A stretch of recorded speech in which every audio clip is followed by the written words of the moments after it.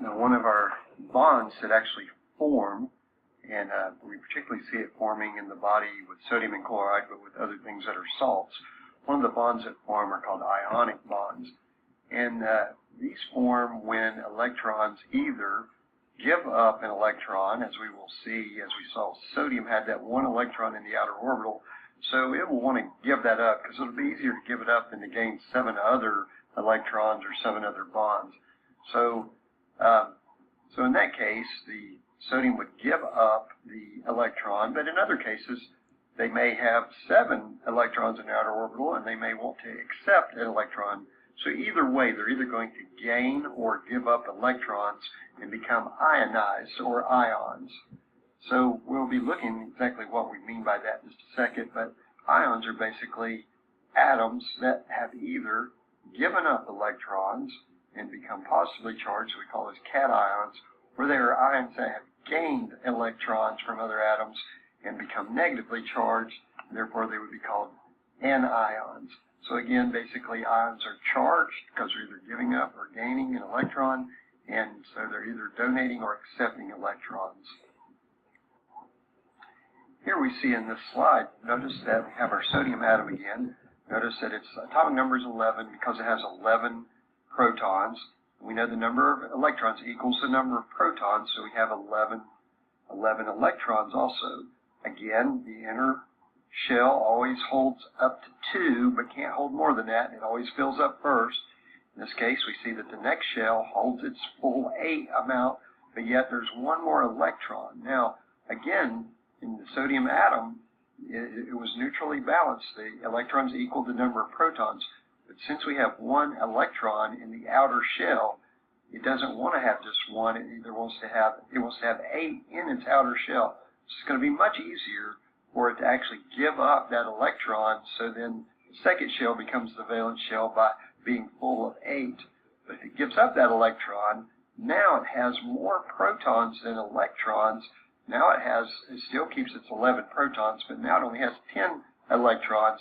Therefore, since it has more protons than electrons, it is positively charged. Now, if we look at the chlorine atom below, notice that its atomic number is 17, meaning it has 17 protons. Therefore, we know it will have 17 electrons. We know that 2 are in the inner shell, 8 are in the middle shell, and that 2 and 8 make up 10, so we know there are 7 more electrons for its valence or outer shells.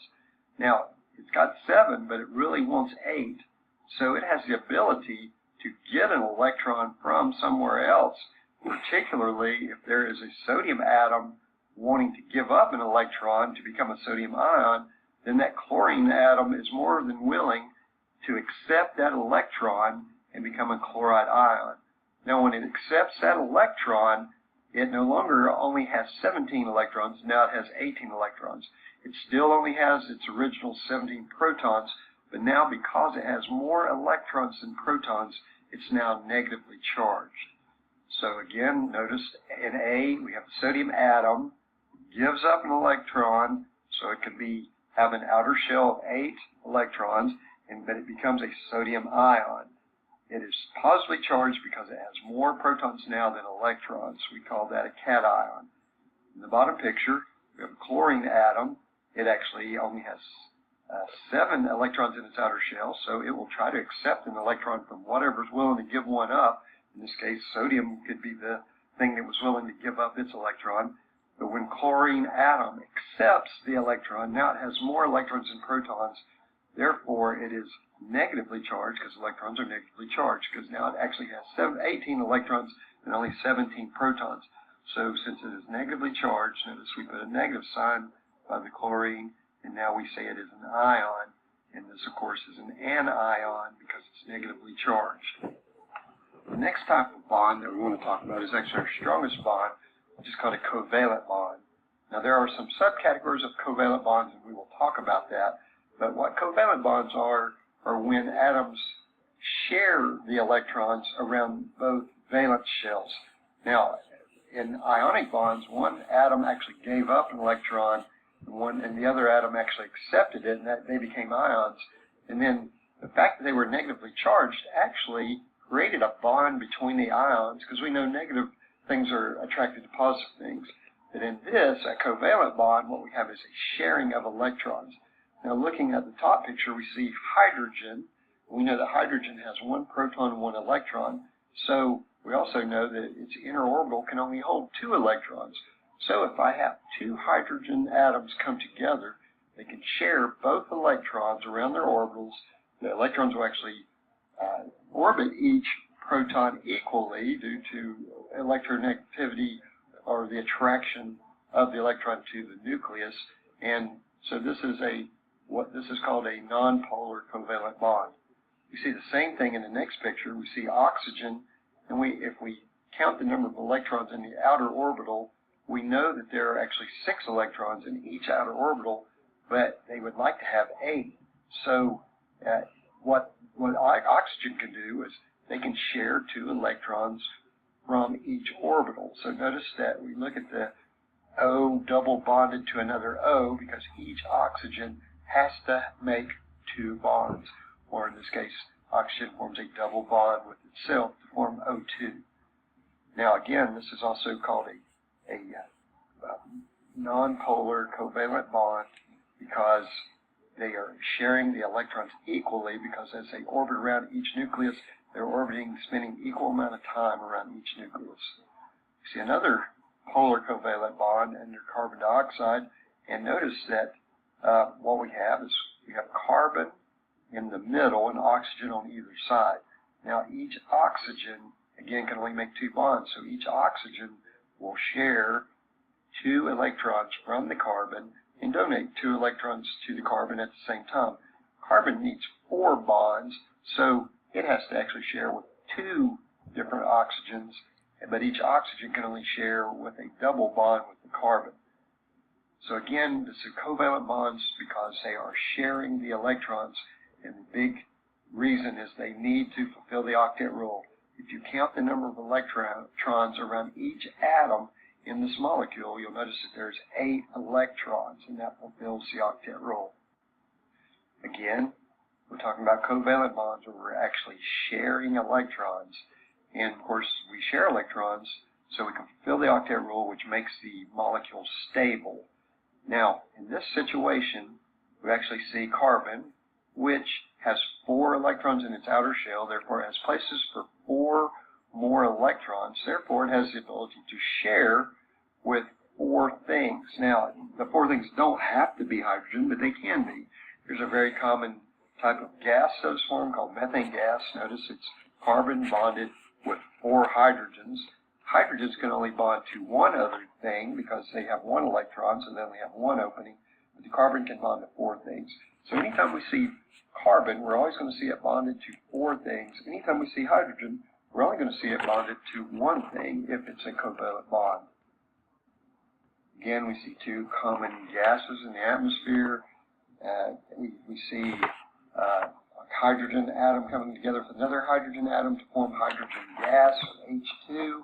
Each of them form a single bond. We also see oxygen, which actually has to bond with 2 things, and so if it bonds with another oxygen molecule, then it forms oxygen gas, and it is a double bond between both oxygen molecules. Again, if we count the atoms around the valence shell of each atom, we see that because they're sharing those double bonds, then it makes it stable by having 8 electrons around each molecule. Now, of course, in hydrogen, we only need 2 because we're only filling the inner shell. Okay, covalent bonds can be either polar or non-polar. What we mean by when something's polar, we mean it's opposite. So if you look at the water molecule on the right side of the screen, you'll notice that the bottom part of the water molecule has positive charges, and the top part, which is representing the oxygen, is negatively charged. So the opposite sides of the same molecule are charged. If you look at the carbon dioxide molecule, you don't see any charges on it. So when we say something is non-polar, we say it's not charged. Now the real reason behind this charge is in how we share the electrons. If the electrons spend more time around one nucleus than another as it's orbiting, then the part where it spends more time will have a negative charge. The part where it spends less time will have a positive charge. So in carbon dioxide, we have carbon sharing 2 atoms, but we have electrons orbiting each of the different atoms within the molecule. Well, because they have the same attraction for the electrons, their electronegativity or their affinity for the electrons is the same, so they're not charged. The electrons spend the exact same amount of time around the carbon as they do around each of the oxygen. Whereas in water, there is a higher affinity from the nucleus that's found in the oxygen than on the smaller hydrogens that are attached to it. So the electrons spend more time orbiting the oxygen than they do the hydrogen portion of the molecule. So it is polarized. We do say it is polar, and that basically means it is charged, a charged molecule.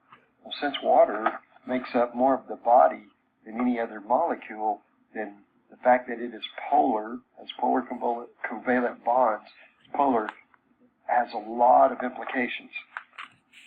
Here we see an oxygen molecule, and it actually has two places in its outer or valence shell that it can share electrons, and so if it happens to have two hydrogen atoms nearby, they also want to fill their outer orbital, and so then we see that they come together to form the water molecule.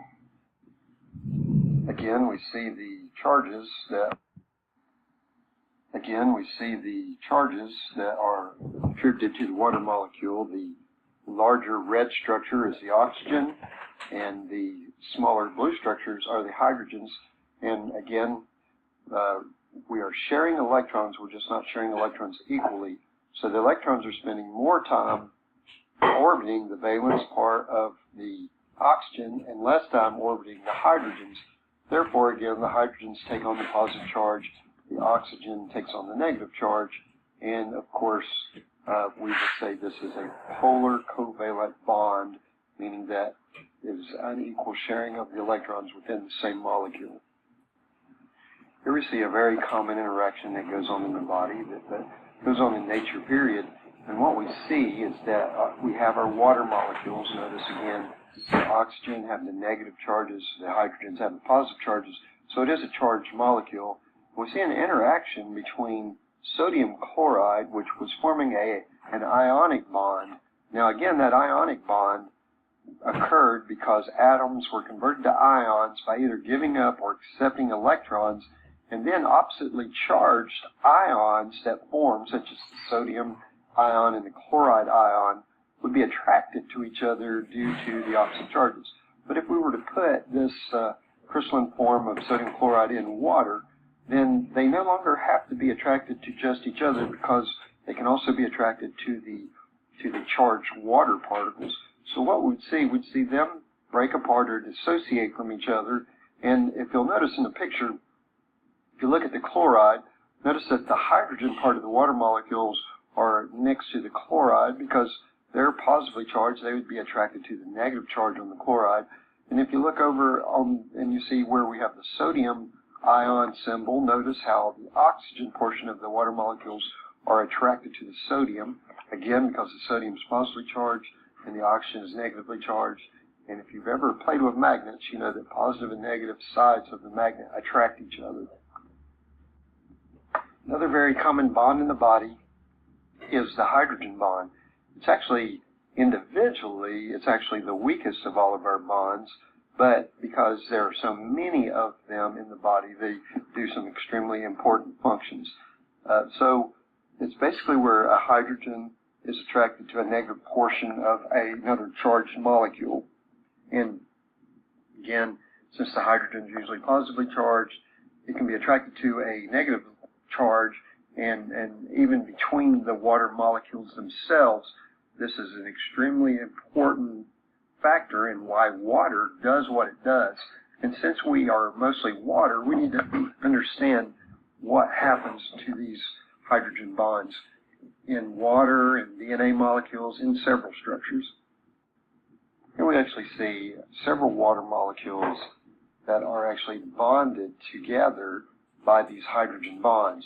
Notice how the hydrogens and their positive charges from one water molecule are attracted to the negatively charged oxygen molecule, oxygen atom on another molecule. So these bonds actually create several phenomena that gives water some of its most important characteristics.